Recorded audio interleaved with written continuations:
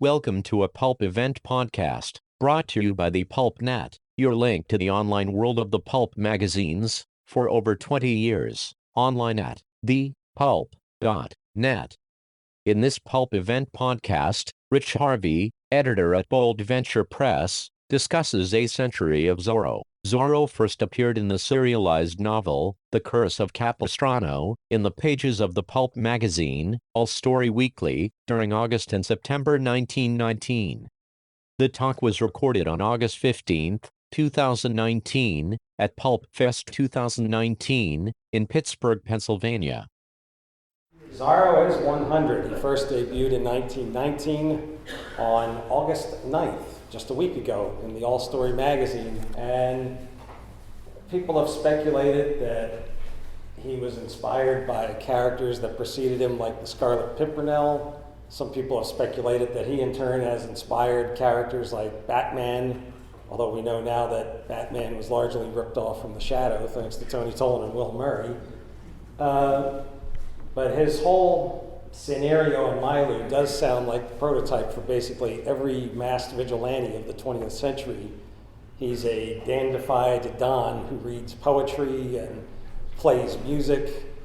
He seems like a weakling, but he is secretly a masked crusader defending the citizens of Reina de los Angeles from evil tyrants, the military, and all sorts of assorted criminal types who pass through the Pueblo. Many people, I was having a conversation with a guy who said, "Who's your favorite Zorro?" And of course he's referring to the actors who have portrayed Zorro.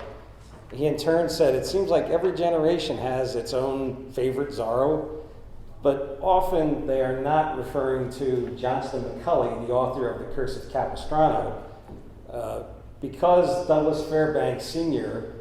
produced a movie, a very successful motion picture, just 1 year after the publication of the story. It was serialized in the All Story Weekly. Many people believe that Zorro was a character created by the movie studios for film and television. They know virtually nothing about his origins in the Pulp magazine. Some people know that there was one novel, not realizing there were roughly 5 novels and dozens of short stories that followed. The movie starred Douglas Fairbanks. Johnston McCulley actually received credit at the beginning of the film, a very small credit. And the film, in turn, over the years, was followed by several other films. Don Q, Son of Zorro, it really wasn't a sequel to The Mark of Zorro. It was actually an adaptation of another novel called Don Q's Love Story, but they just sort of rewrote it to be Zorro. The Bold Caballero came out in 1936. Tyrone Power was in The Mark of Zorro with Basil Rathbone, and there were several Saturday matinee serials that followed in the late 30s and throughout the 1940s. I have it on good authority that Zorro's Fighting Legion is the only one worth watching because it features the real Don Diego character. But the Zorro legend really begins with Johnston McCulley. He was raised in Chillicothe, Ohio, and in nearby Peoria, Illinois, he becomes a copy editor and then a reporter. Eventually, he becomes a drama critic, and in time, he turns to writing dramas himself. I could not find any examples of articles that McCulley wrote, but I was able to find some articles from 1904 and 1905 where he's actually cited. Johnston McCulley, dramatic editor of the Oregon Daily Journal of Portland, was in Ogden yesterday. Apparently he was a very prestigious critic in that area. Eventually he turns to writing plays, stage plays, and eventually he turns to writing fiction, and he begins appearing in magazines like the Pacific Monthly, which David Lee Smith has pointed out is actually his first fiction publication, not the Red Book, from October or November 1906, as everyone thought. He then turns eventually to the pulp magazines like the Argosy, Western Story Magazine, Detective Story. Johnston McCulley, if you go on the Fiction Mag's internet database, has page after page after page of story listings. He wrote, I don't suppose it's an exaggeration to say he wrote hundreds of detective and Western stories. And then eventually he did begin dabbling in the masked crime fighter genre. Eventually he would create characters like Black Star. This issue of the All Story from 1916 is very important. Captain Fly by Night, a stunning romance of California in the early days. Around 1911 or 12, he moved out to Los Angeles, California, where he could be closer to Hollywood, and he begins selling screenplays and scenarios to movie producers. Captain Fly by Night is based in, well, Macaulay came to know quite a bit about the history of California when it was under both Spanish and Mexican rule, but he never really delineates when some of his stories take place. He sort of takes events, characters, and places and moves them around as is convenient for the plot. But that's going to be a very important magazine, the All Story Weekly, with a story of old California, because 3 years later, he introduces Zorro in the Curse of Capistrano. Zorro becomes very popular. Douglas Fairbanks Sr. makes the film. In 1922, Macaulay publishes The Further Adventures of Zorro. After that, Zorro doesn't appear again in print until 1931, and then he begins appearing once a year, 34, 35, 36. And he goes away for a few years. The Curse of Capistrano depicts Don Diego Vega rising up against the tyrannical government, who is suppressing the friars, who is the military are basically stealing from the peasants and the farmers. And he basically gives them the courage to rise up and fight tyranny. But at the end of the first novel, he actually unmasks in front of the governor and a group of witnesses in return for amnesty, and the governor promises, "I'll be good from now on." The Further Adventures of Zorro picks up. Don Diego Vega is now planning his wedding. He's fully convinced his days as a masked adventurer behind him. But unbeknownst to him, a horde of evil pirates are about to descend on Reina de Los Angeles and sack the town. And unbeknownst to him, the governor is behind the plot. The governor seemed very affable at the end of The Curse of Capistrano, but here we find out he really wants revenge. And he makes a deal with the pirates. He says, "Go ahead and take what you want from Reina de Los Angeles. Just make sure that you sack the Vega household." And upon hearing this, Diego takes up his sword. Everyone knows he's Zorro now, so he says, "When I go into action, call me Zorro." And a horde of young caballeros become basically his army to fight the pirates and in turn fight the Lancers. He weds Lolita Pulido, and then in the next novel, Zorro rides again. He's a married man, but an evil Zorro imposter comes around, and everyone can't believe that Don Diego Zorro has turned to crime, and so he has to come out of retirement again to clear his name. The Curse of Capistrano introduces Don Diego. It introduces his father, Don Alejandro Vega, and it introduces some of his adversaries. Sergeant Pedro Gonzalez, who is a blustery blowhard. Usually he's found in the tavern telling rather fabricated or exaggerated tales of his daring do. And his main enemy is Captain Ramon, the commandante of the garrison. And this is where the continuity becomes a little strange in the Zorro stories. Everything moves from Curse of Capistrano into the Further Adventures of Zorro, except Pedro Gonzalez in the first story is very antagonistic. Now he's more affable. And Captain Ramon, who Zorro basically kills in the first novel in a duel in self-defense, is still walking around. It's the same Captain Ramon. He's just as feisty as ever. Macaulay says his body was twitching, but never really said he died, so I guess Macaulay is a backdoor. Zorro Rides Again appears in 1931. There are several short stories that follow where no one knows that he's Zorro. I can't explain that continuity. One story a year in Argosy for the next 3 or 4 years. Then Zorro disappears for a while. 20th Century Fox releases The Mark of Zorro with Tyrone Power in 1940, and in 1939 there's a serial. There's several serials for the next year, so Macaulay at some point returns to Zorro. This man is named Virgil Piles. He was the principal illustrator of the Zorro stories when they were in Argosy magazine. He was an art student, and I believe he was doing sports cartoons and political cartoons for the New York Times before turning to pulp magazines in the Depression. Johnston McCulley is writing several stories while he's doing Zorro, and he's got several series characters. One of them is the Crimson Clown, who's sort of a gentleman thief who steals from other criminals. Also, he's got a lisping pickpocket named Thubway Tham, who, yeah, I know. Bold Adventure Press reprinted Thubway Tham Meets the Crimson Clown, which was a serial in Detective Story magazine, and at one point, the spell checker in my Microsoft Word actually flashed a message saying, "Too many errors in this, it's shutting down." Not realizing, of course, these are deliberate. He also had a series going. There were a handful of stories about a character named Peter Noggins, a detective who's kind of a cross between Hercule Poirot and Columbo. And he's in this magazine, but Johnston McCulley was writing a detective story. It's actually Harrington Strong, a pen name for McCulley, that writes the Peter Noggins story. McCulley had so many stories going in so many magazines that frequently he's under two names, his own name, and he had 5 or 6 different pen names that he used regularly. While he's doing all these series characters, he's also writing a series of stories about old California. He's really mining all the research he's done. He's got the Zorro series going. He's writing stories like Black Brandy, a novel of the gay blades of Zorroland. I wonder about that, because that's going to come back to haunt moviegoers in the 1970s, because there was a motion picture called Zorro the Gay Blade. Wench Caravan.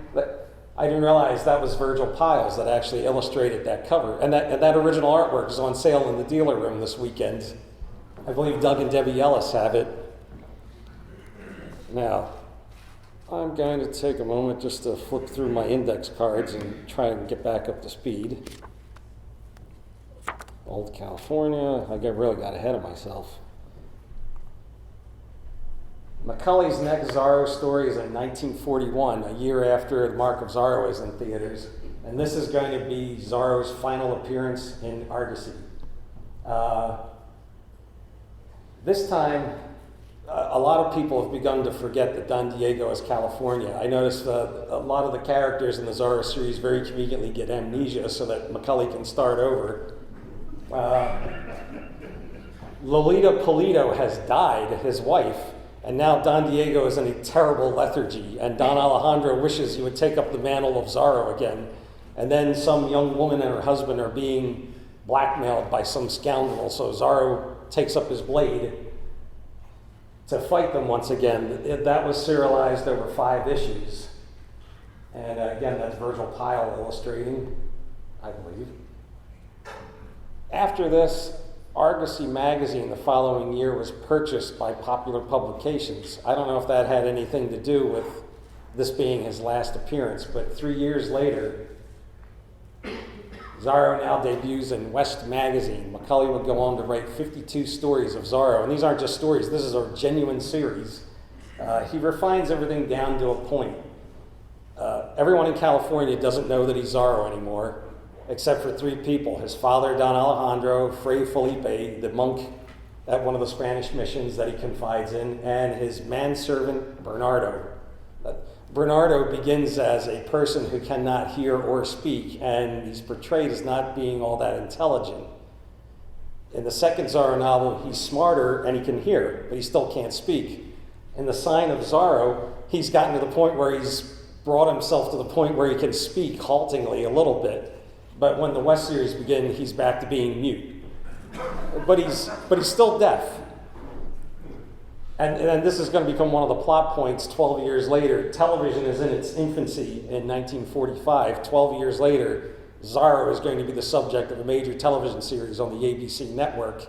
And anyone who watches that television series and then reads these stories can see where the basis of the television series came from. These stories most closely mirror the television show. In fact, a couple of the stories were actually adapted into TV episodes. And this guy right here, the one clashing swords with Zorro, is Sergeant Manuel Garcia. From this point onward, we really don't hear from Pedro Gonzalez anymore. Garcia now becomes Zorro's frenemy. He's at odds with him. He's a soldier. It's a sworn duty to capture Zorro, but he realizes Zorro's not all bad, and sometimes he needs to work with Zorro to bring a criminal to justice. From this point onward, Garcia as the character appears in almost every movie and film, television, comic book adaptation. Not Gonzalez, but the Garcia of this story, at the end of the story, Don Alejandro asks Don Diego, did everything go okay? And Diego says this man Garcia is not to be trifled with. But later in the television series and the comic books and the films, he is to be trifled with. They basically portray Garcia as a buffoon. He's the comic relief. But in the West stories, he's a very capable soldier, and at times he really brings great consternation to Zorro. 52 stories of Zorro. That's great that we have this wonderful series going. The drawback is Zorro never really got the red carpet treatment in West. As you saw on that cover, they had a blurb announcing a new series of Zorro stories, but apparently they weren't excited enough to actually commission a cover. West usually featured covers of generic cowboys, often wearing red shirts against yellow backgrounds or yellow shirts against red backgrounds later in the 40s. Zorro's Double Danger, A Task for Zorro, and Zorro's Fight for Life. Most of the stories in West are very short, 6,000 words max, some are as few as 3,000. But these three stories, these are novellas and novelettes. They are at least 20 to 35,000 words. In these issues, Zorro takes up at least a third, almost half of the magazine, but he still doesn't get a cover. This is not like Argosy magazine where he was prominently featured. And often his stories only have one illustration. The primary illustrator of all the Zorro stories in West was Joseph Farron. He actually illustrated some stuff. He illustrated the last few issues of The Spider. He illustrated for dozens of publishers and dozens of magazines. His illustrations are good, but as you can see, he's portraying Zorro with this full face mask, not the half mask that we've come to associate him with, or the bandana mask he ties behind his head. Zorro appears in West Magazine from 1944 to 1951. 3 years later, New Publications Incorporated, which is actually Popular Publications, publishes Zorro Rides the Trail. This is the May 1954 issue. The next issue, August 1954, is the last. So I don't know if McCulley wrote this story specifically for Max Brand's Western. Perhaps he wrote it for West, and then when that series ended, it landed here, and this was them clearing out their inventory, because at 1954, Popular Publications was basically winding down its line of pulp magazines, and Argosy was gradually becoming a slick magazine. Zorro becomes the star of comic books from Dell. Many of these were illustrated by Everett Raymond Kinsler, among others, although Everett Raymond Kinsler was never very happy with the inks that were applied to his work. He felt that it kind of changed the appearance of it. A few years later, Dell starts releasing comic books depicting this gentleman, Guy Williams, and they're illustrated by notable artist Alex Toth. These are tie-ins to the Walt Disney television show that would debut in 1957. And it's probably one of the more, well, again, everyone has their favorite Zorro, but this television series is still popular today. And it became the Zorro for at least 2 generations. And there's Johnston McCulley himself, flanked by Zorro, played by Guy Williams, and Sergeant Garcia, played by Henry Calvin. And that gentleman on the far right is Mitchell Gertz. He was a Hollywood agent who began working with Johnston McCulley, and somehow he convinced Johnston McCulley to sell all his rights to Zorro to him. After which he founded Zorro Productions, and he went to work convincing Walt Disney that he needed to make a television series based on Zorro. And the television series touched off basically an avalanche of merchandise. The Zorro action set. There was a reporter for one of the Illinois newspapers who actually commented. He went to interview Guy Williams, and he took his son with him, and he made a comment. When I was a kid, I was watching Douglas Fairbanks Sr., but I didn't have a mask and a hat and a sword and a flintlock that I could watch with. And the Zorro playset.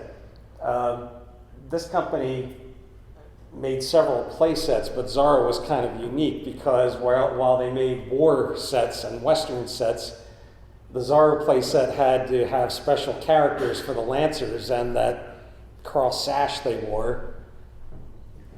These are all pretty expensive collectibles if you can find them. After the second season begins in 1958, Johnston McCulley passes away at the age of 75. The Associated Press, in their lead sentence, said, "Zorro has outlived his creator," which I thought was kind of a tactless lead sentence. He died on November 24th, although I think it might say 25th there, 1958. The show had been on for a little over a year. And then, here's Alpha and Omega, A to Z, Zorro and the Curse of Capistrano, and the last original story by Zorro's creator, The Mask of Zorro, in Short Stories for Men, dated April 1959, 4 months after he passed away. Now, here we go with the continuity discrepancy again. Johnston McCulley, well, yeah, Short Stories is a men's adventure pulp, not a pulp, but close enough. There's someone comes into town with a lot of money, some traveling salesman, he's murdered, someone carves a Z on a tree, and for some strange reason, everyone is very eager to assume that Zorro has turned to crime, and Diego has to save face, but no one remembers that he's Zorro again, including his father, Don Alejandro. Now, I suspect Johnston McCulley may have done that because he seemed to be of the mind after a certain number of years, whatever had gone before didn't count. We didn't have Amazon and eBay, but there were used bookstores and used magazine stores, but McCulley seemed to take the attitude, if it's more than 5 or 10 years old, no one's going to be able to find it anyway. And maybe he did a reboot of the continuity because he figured the TV series that debuted in late 57 more or less begins by adapting the mark of Zorro, where again, only Bernardo knows that he's Zorro. Ironically though, just a few weeks before this issue was published, there's a second season episode where Diego confesses to his father that he's Zorro, and Alejandro smiles and says, "I've known for some time," in turn surprising Diego. So of course, McCulley is kind of shot, well, since he's died, it doesn't matter, but he did kind of shoot himself in the foot. Perhaps he didn't know that they were planning such an episode, or perhaps the story had been written years earlier and just gathered dust. After the TV series ends, after the third season, Zorro appears in foreign films, some of which are more accurate to the legend than others, and he also appears in several comic books. Many of these comic books are now being reprinted by a company called American Mythology, but they're being reprinted in English because they've never appeared in America prior to being reprinted by them. And one fondly remembered foreign film is Alain Delon as Zorro. This was the first Zorro I ever saw because the CBS television network played it ad nauseum in the 70s and 80s. The New Adventures of Zorro was a Saturday morning cartoon series in 1981, and Zorro and the Gay Blade was a humorous approach to Zorro, featuring the evil son of Don Diego, who's really out for fame and fortune. He injures himself, and then his gay brother takes over as a Zorro that more closely resembles Don Diego's dandy disguise.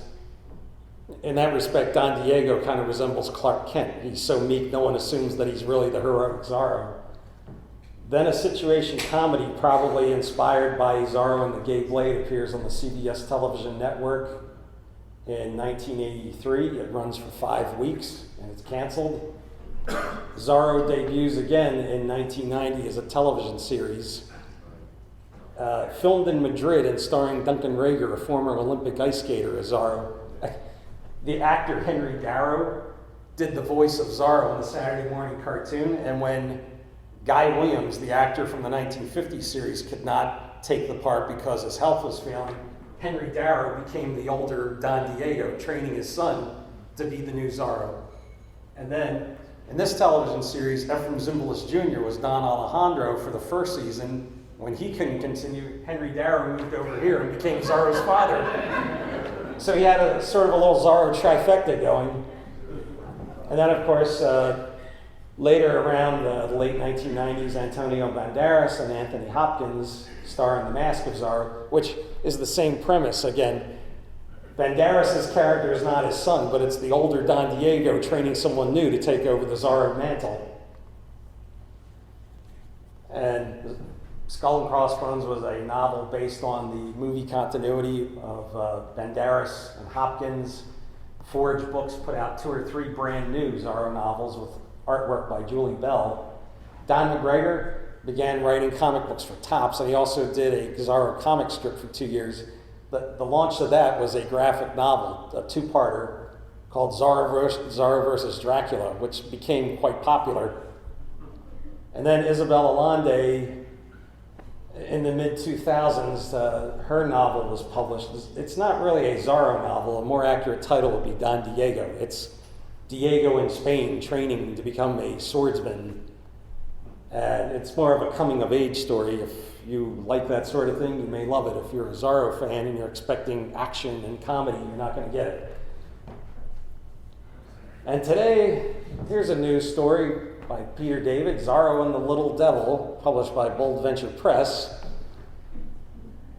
This is a new band of pirates coming to Reina de Los Angeles, but they have a very specific goal in mind. There is a treasure hidden somewhere that they are seeking, and Zorro gets involved. Peter David, he's best known for writing The Incredible Hulk for 12 years for Marvel Comics, and he's done numerous novelizations of comic book characters that get adapted into film. He had a theory that after the unmasking in the original novel, The Mask of Zorro, Alejandro and Bernardo and Fray Felipe and Diego himself start seeding the rumor that Diego was actually posing as Zorro so that the real Zorro could escape capture. Some people eventually come to believe it. Peter David posits that some people never did believe Diego was Zorro in the first place. Again, he was so convincing as a fop. And that explains away the mark of Zorro, the Curse of Capistrano, but it really doesn't explain away all the other inconsistencies in the series. Unless we assume that the West magazine stories actually took place before the Curse of Capistrano. Django and Zorro was a comic book tie-in, and now, because I'm sure you're familiar with Django, the spaghetti westerns, and what Quentin Tarantino did, now there is talk about pre-production of a motion picture of Zorro and Django. That would take Zorro away from his time period and move him ahead a few decades, but that would probably be more to pulp fans' liking, because just a couple of years ago they were talking about a Zorro motion picture that would actually bear more resemblance to the Mad Max films than the Zorro films. They were going to put him way in the future. And Zorro the Legendary Adventures is collecting a lot of these foreign comic books that have never appeared in the United States before in English. And there's another Zorro series going from American Mythology, new stories, but they're taking Zorro into other genres. He's starting to encounter the supernatural. He's beginning to discover lost cities, and there's elements of steampunk, like the Wild Wild West television series. Again, they're paying homage to the original Zorro, although it's not quite to some purists' liking. And that brings us back to Chillicothe, Illinois, where Johnston McCulley was raised primarily. There is now, ignore the virus, Zorro will protect us. There is now the McCulley Zorro exhibit in Chillicothe, Ohio. This sign was actually made by Pete Poplasky, a pulp collector and Zorro enthusiast, and a McCulley expert. He has actually lent a number of items from his collection to the museum. You'll see movie posters from America, from foreign countries. You'll see a lot of those exhibit premiums that came out in the 1950s and beyond. And There are several items from Pete Poplasky's collection and others that have been given on permanent loan. Pete painted this portrait of Johnston McCulley. And if you go to the museum, you will see Johnston McCulley hardcovers, pulp magazines, paperbacks, movie and television memorabilia, and toy tie-ins. And if you look hard enough, you just might find volume 1 through 6 of Zorro, The Complete Pulp Adventures, published by Bold Venture Press, along with some other books like Subway Sam Meets the Crimson Clown and Zorro and the Little Devil. And you'll see these books too if you stop by this weekend at the Bold Venture Press table. Viva El Zorro. I won't be around for the next 100 years, so I hope it's a good one.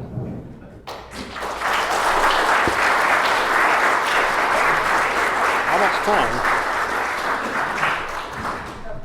I think I went through that a little faster than I meant to. All right, any questions or comments? Anyone want to correct my inaccuracies? Where's Chillicothe? Where is Chillicothe? Well, I'll tell you what. Asheville. Not convenient, that's where it is. Chillicothe had a parade in May. They usually have an annual Zorro parade. State. Illinois. Ohio. Illinois. Was the first state in Ohio. Whatever. Not McCullough. Macaulay's Chillicothe was Illinois. But believe it or not, there's 2 towns called Chillicothe. There should be legislation saying, no, 2 towns with that name can't be that close together. But they had a parade in May called Zorro is 100, and they commemorated the 100th anniversary, and I thought, well, that would be nice for us to attend. And it bears an uncanny resemblance to Robert E. Howard's Cross Plains, Texas, in that it's not very convenient to get to. No matter which airport you fly into, you've got at least a 3-hour drive or bus ride. I'm not exactly sure where Chillicothe is again. I just remember trying to chart a course and I said, I can't do it. What else? Richard, is Zorro on DVD? The Disney Zorro? Yes, the Disney Zorro series did come out on DVD. How many episodes were there? Okay, you caught me. There were approximately 60 episodes of Zorro. You guys found one. They did roughly 26 episodes in season 1 and 2, and then Walt Disney had a dispute with the ABC network, and so season 3 was limited to 6 to 8 episodes. Can you say or sing the song? No, I can't. Not unless you give me a lot of money. I will not sing it. You have a pitch button. They are available on DVD, but unfortunately, Walt Disney Productions releases these special collector limited edition DVDs. And last year, I thought I'd like to pick those up, and I see them on eBay and Amazon, $150, $200, far in excess, I think, of the retail price when they came out. Not so much a question, but in 78 episodes for the seasons 1 and 2 together, and then there were 4 episodes that were done for the hour-long. Okay, so then there were 80 episodes. Thank you. I don't profess to know everything about Zorro. Next. Just a comment, this has been an excellent presentation. I really enjoyed it. Thank you. I know I stumbled a couple times, Don Blue, but I forged through. I think only you noticed that. Yeah. It sounded like an explosion to my ears. All right, well, that's it. Zorro's 100th anniversary, and someone else has their hand up. Not a Zorro question, but it just caught my ear. How do you have a character that's a cross of Columbo and That seems almost an impossibility, but I was just curious. I read one of the Peter Noggin stories. One of them was published roughly around 1922, and we reprinted it in a recent issue of Pulp Adventures, our quarterly. And as I was reading it, I was trying to get a read on this character.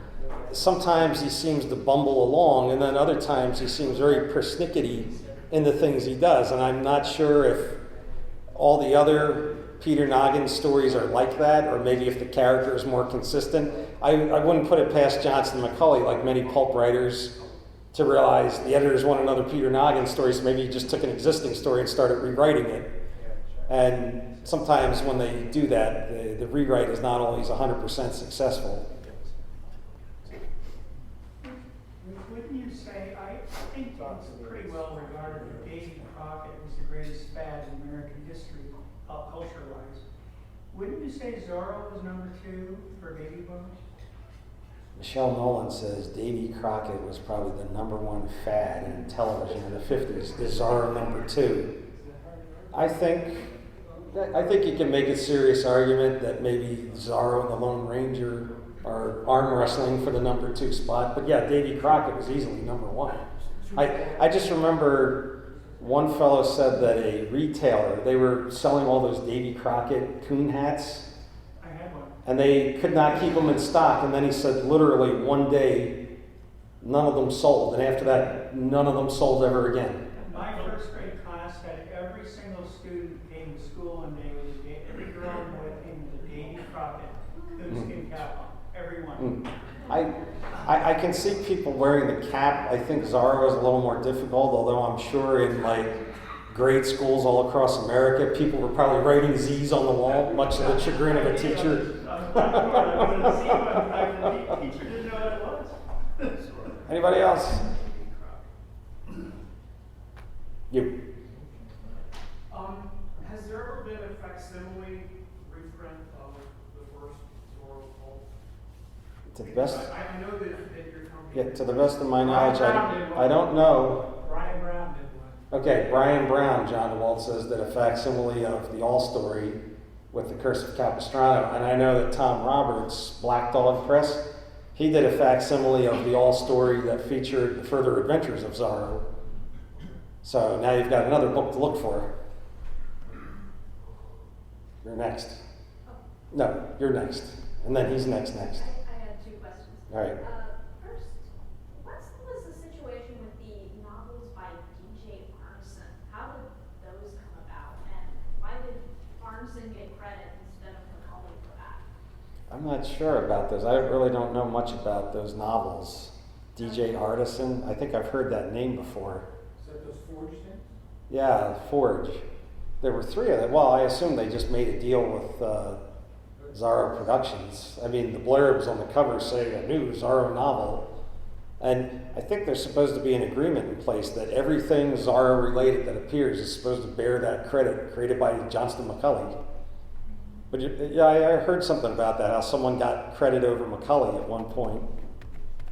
And my other question was, for the next 100 years, what's the one thing that hasn't been done with Zorro yet that you personally would like to see? Well, I'd like to see an anthology of Zorro stories from Bold Venture Press, and we're working on that. So I don't know. I think sometimes as I'm reading the stories, there was one character I didn't mention. He appears sporadically throughout the Zorro stories. McCulley introduces a character named Mardoso. He's a retired pirate, and in some ways he bears a resemblance to Gonzalez in that he's always at the tavern, he's always chiseling people out of money to get him to buy him wine, and he boasts of his adventures when he was younger. And he sort of becomes almost like an informant. Every so often someone needs help, and Bardoso tells Don Diego Vega, oh, so-and-so is being plagued by the soldiers, so-and-so has been swindled out of money, because he knows that somehow telling Diego gets the information in the pipeline to Zorro. I don't think he ever puts 2 and 2 together and realizes, well, maybe Diego is Zorro, because that would be difficult for McCulley, because only so many people are supposed to know the secret. But I might like to see something done with him. I think he's a character. Everybody does something with Bernardo. Everybody does something with Sergeant Garcia. Moonstone did an anthology a few years ago, 2 of them, where someone actually told the story from the point of view of Zorro's horse, Tornado. Who, by the way, I have done a keyword search of all the word files that we used for the Bold Venture Press reprints. Tornado does not appear once. So to the best of my knowledge, he's never given a name until the Zorro television series. In all of the McCulley stories, he's just Zorro's black horse, or his steed, or his trusty whatever stallion. Rich, are you aware the only female Zorro in history was Lynn Sterling, Zorro's Black Whip? I heard about that, and we were joking about that. It's a pretty good serial, 1944 Republic, with Zorro's Black Whip. Linda Sterling, the queen of the serials, did it, and she did very well. And I wondered if there's ever been a female Zorro besides her. You know, someone What's that said, TV show? Is it like a Oh. Zorro knockoff? I'll give it to you, I promise. There was a serial, Zorro's Black Whip, starring Linda Sterling, and we joked, why didn't they just make it Senorita Scorpion? But yeah, there was a television series called The Queen of Swords, and maybe I shouldn't say this, but at one point, Don McGregor in the Topps comic of Zorro, he sort of took it in the direction of the Wild Wild West. He started bringing in more colorful villains, elements of steampunk technology. He introduced a character named Lady Rawhide, who became so popular, she got her own comic book written by McGregor. And at one point, Zorro Productions was actually talking about a television series starring Lady Rawhide. And then that production company came out with The Queen of Swords. And more importantly, McGregor told me there's a story he wrote called The Night They Killed Lady Rawhide. There was a television episode called The Night They Killed the Queen of Swords. And he said it was a virtual rip from his comic script. And Zorro Productions was looking into legal action, but then The Queen of Swords died from low ratings because it wasn't a very well-made program. And that kind of squelched that. And as I remarked to John Gertz, the president of Zorro Productions, that's unfortunate. That's an example of how a bad project can take a good project down with it. But I think in the future there could very well be a female Zorro because they're exploring all these different... Actually, there's been a female... There was a character called Lady Zorro in the comics recently, starring opposite Lady Rawhide, but I don't know if there's actually a female Zorro in the works or not. Okay, so because you're talking about the new Zorro comics they're doing, and I'm with them because I have a friend who's written a miniseries that's basically Zorro meets Cthulhu. Wow. I hope it's a team up because I don't think he stands a chance. Jason Pal, he knows Lovecraft's work and he's familiar with that, and so he had to learn more about Zorro, and he had to okay, and to work with the company to write a story that would work that both be Lovecraftian, which is psychological and dark, and still be Zorro, which is sort of light and adventurous. And he had a lot of ideas they got shot down, and he had to work. It's just you can't have Zorro punch out Cthulhu. That doesn't, that might work for Zorro fans, but it doesn't work with Cthulhu fans. So and talking about learning a lot about how all this stuff about Zorro, how I see you learn how he must have might have influenced Batman and other superheroes. Well, it's funny you mentioned Batman because you said you can't have Zorro punch out Cthulhu. Isn't that the problem they had on that two-part television episode where Batman meets the Green Hornet? They were saying, well, who's going to win the fight? So they had to have him fight to a draw. Oh yeah. But Bruce Lee almost walked off the show over But it. at least there, that's two guys who get into fight. Right. Cthulhu's not really something you fight physically. Well, if he can work something out, Yeah. way in the back. It's already being published, so it'll help. Okay, last one. Well, what he said, Zorro, I can't imagine that Zorro Productions, since they have a trademark, would ever allow that without their rubber stamp on it. Yeah. He did it for them. It's not his copy. So But- he did it for Zorro. Well, the folks at Zorro Productions are a nice bunch. They're Okay, did they do it? receptive to hearing the ideas, but of course some are just not going to float. They did. If I order it now, like the overpriced guy, and the book someone has a cover, nothing protecting it. Well, very interesting. I'll have to look into that. That's it.